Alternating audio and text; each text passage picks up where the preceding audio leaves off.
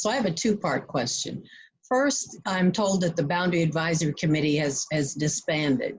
Now, the makeup of the Boundary Advisory Committee, those people were appointed by district administration. So I'd like to know if you as a trustee would favor having trustee appointees to a Boundary Advisory Committee. And a second part of that question is, how would you feel about totally doing away with boundaries, having all schools in the district be schools of choice? And we'll start with you, Nolita. Yes, so I absolutely agree. Thank you, Roxanne, for the question. I absolutely agree that we need to completely revamp and redesign how these advisory bodies and advisory committees are formed.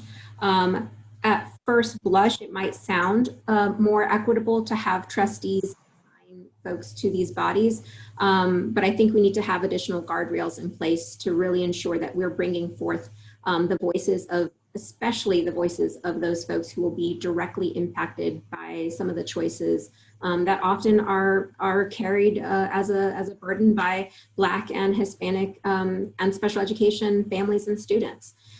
In terms of the other question, doing away with boundaries entirely and having a full choice district, what I worry with that is, again, we may see that because there are these perceptions about what good schools mean, families who can will transfer to campuses that appear to be a campus that would meet their needs.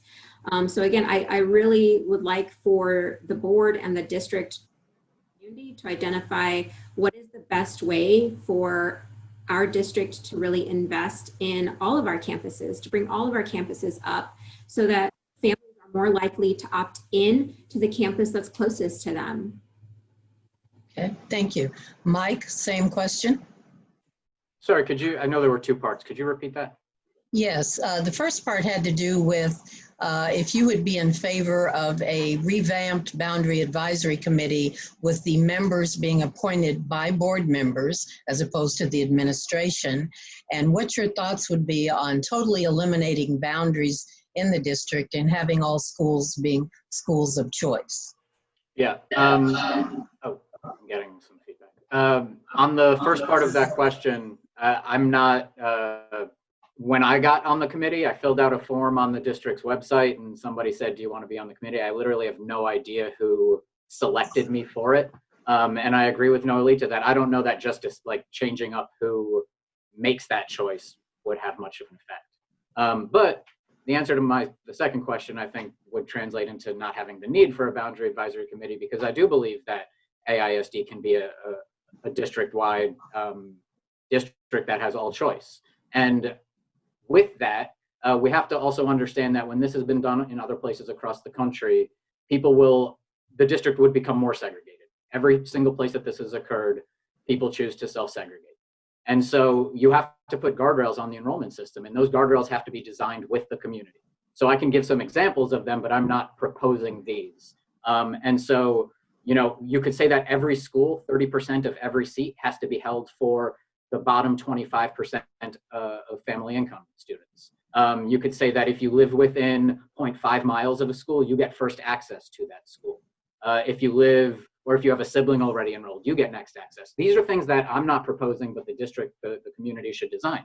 I do also want to say that, you know, there are other candidates, as well as the president of the teachers union, that sends their children to a school that's not nearest to their home. And so we do have choice in this district, but it's just not for everybody. It's for those that know how to leverage. Okay, thank you. Leticia? Thank you, Roxanne. I do believe we need a Boundary Advisory Committee. I was disappointed that it was disbanded. That committee should be actively looking at boundaries and enrollment and growth and neighborhood and decline and all the things that we've already talked about and touched on. I believe a better group would be a trustee appointed. My experience with trustees is that they will find the people, the active school people in their districts that are interested in public schools and making sure that they are equitable and represent the district. And so I think that is a fairer way than filling out a something on the website and getting called and said, congratulations, you get to be on this committee. You've got to have people that have a willingness, a want to learn more and understand more than just their little part of the world, but understand how it all fits together as one AISD. On, you know, making it a full choice district, I'm not sure I've got all the facts on how that would work. I know that, you know, we've got vertical teams and teaching and learning that go up and down vertical teams and all of those different academic, you know, pieces that are tied together. And so I would have to do more thinking and learning on that other approach. We are a diverse district. We do have choice schools. We do have neighborhood schools. And I think that's one of the things that makes AISD great, is that we are this diverse district that has all of those things for people. Thank you. And Jared. Awesome. So as for me, I would say it's great privilege for someone to be in our district for only 4 years and get an invite to actually join committees that we, you know, many of us, I know of a grandmother that have applied several times to be on these committees, advisory boards and things like that, and has been denied.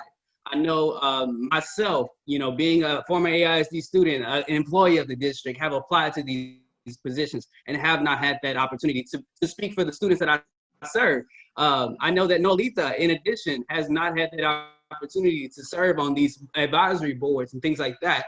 I know that if I were on one of those boards, I'd be advocating forcefully and hard against these inequities that we already facing. So it's things like that, especially if we're like the chair of a subcommittee or things like that. It's those opportunities where you have the chance to prove yourself and to say that this is the way that the district should be moving, and this is how we should make sure that we're addressing the needs of the most marginalized populations.